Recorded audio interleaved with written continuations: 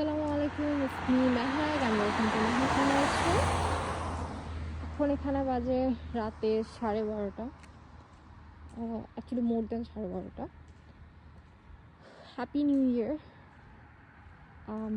আমার হচ্ছে বাংলাদেশে নিউ ইয়ারটা কেমন করতাম একটু বলি। এভরি নিউ ইয়ার আমি, আমার মা, ভাইয়া, আমার ছিল না, আমরা আমাদের মাঠে চলে আসতাম। মাঠে অথবা ছাদেই তেমন একটা যাওয়া হয়নি, মাঠেই যাওয়া হয়েছে। আমাদের মাঠটা অনেক বড়, তো আকাশের দিকে তাকিয়ে থাকতাম কখন ফায়ার হবে, কখন আমার ফায়ারগুলো অনেক সুন্দর লাগতো আর কি।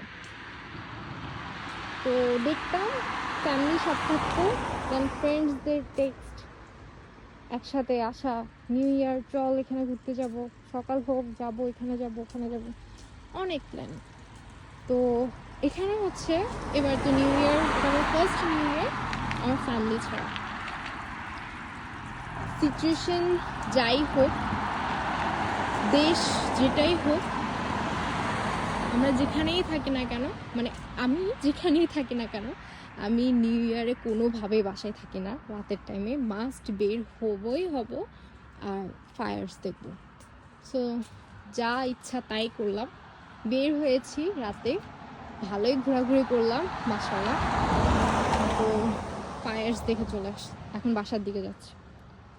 সো এই সাইডটা হচ্ছে স্টেশন, আমি স্টেশন থেকে এখন হেঁটে হেঁটে বাসে যাচ্ছি।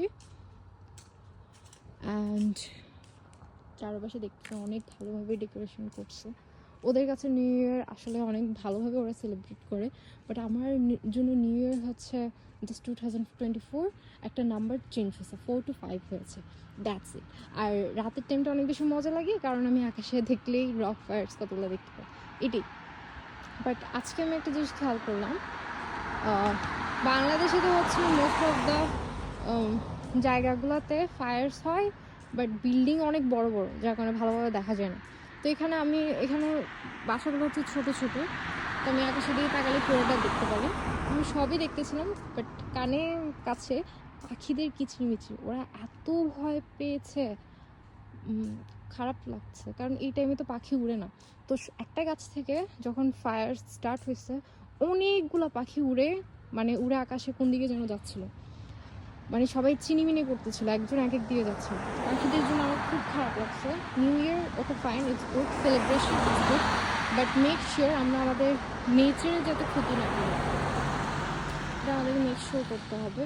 আমার পাখিদের জন্য আসলে অনেক খারাপ লাগছে। আর এখানে আমি দেখলাম গাছে অন্যরকমের কিছু প্রাণী আছে, আমি জানি না এগুলোকে কী বলে, বাট অনেক সুন্দর। কিছুটা দেখতে কাঠবিড়ালির মতো, বাট কাঠবিড়ালি, জানি না এগুলোকে কী বলে।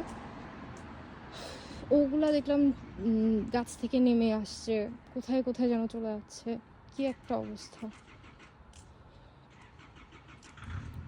অলমোস্ট আমার বাসার দিকে চলে আসছি, বাসায় যাবো, এবার একটা লম্বা ঘুম দেবো, অনেক ঘোরাঘুরি হয়েছে।